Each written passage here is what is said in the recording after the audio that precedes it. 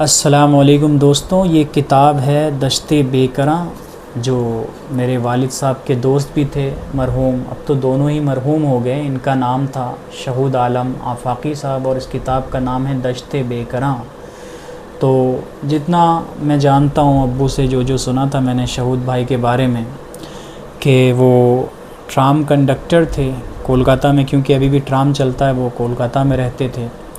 और एक बार का वाक़या अब्बू बताते हैं कि वो शायद हॉस्पिटल में थे और शाम में या रात में मुशायरा था, तो वार्ड से वो भाग गए थे और मुशायरा अटेंड करके फिर दोबारा हॉस्पिटल चले गए थे।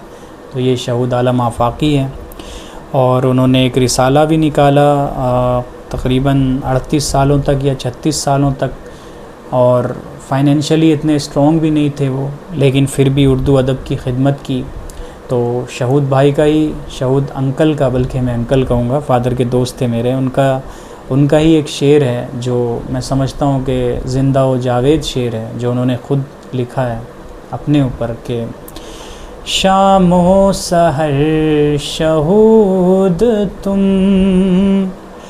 शामो सहर शहूद तुम, रह के असीर रोज़गार, रह के असीर रोज़गार, करते हो खिदमते अदब, शख्स हो क्या कमाल के, शख्स हो क्या कमाल के।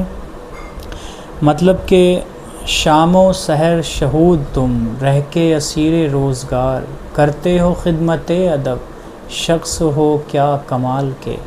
मतलब के शहूद जो तुम हो, तुम रोज़गार के असीर हो, ग़ुलाम हो चुके हो, क्योंकि तुम्हें अपनी नौकरी भी करनी है, जॉब भी करनी है, दूसरी चीज़ें भी देखनी हैं, लेकिन फिर भी तुम अदब की खिदमत में लगे हुए हो, कर रहे हो खिदमते अदब, शख्स हो क्या कमाल के। वाकई में यार कमाल के शख्स थे, उनकी शायरी बहुत ही लाजवाब है, बहुत ही ज़बरदस्त है। तो ये छोटा सा इंट्रोडक्शन था। वैसे तो वो तारुफ़ के मोहताज हैं नहीं उर्दू दुनिया में, और ख़ासकर कलकत्ता में जो लोग हैं, जो शायर हैं, वो सब उनको जानते हैं। इंशाअल्लाह ये वीडियो ज़रूर आपको पसंद आई हो तो प्लीज़ लाइक करें, शेयर करें, सब्सक्राइब करें। और ये पूरी गज़ल की किताब उनकी मेरे पास है, इसमें से मैं गज़लें अपलोड करता रहता हूँ। आपको अगर और चाहिए तो मैं इंशाअल्लाह और भी अपलोड करूँगा, तो कमेंट ज़रूर करें। अस्सलाम वालेकुम।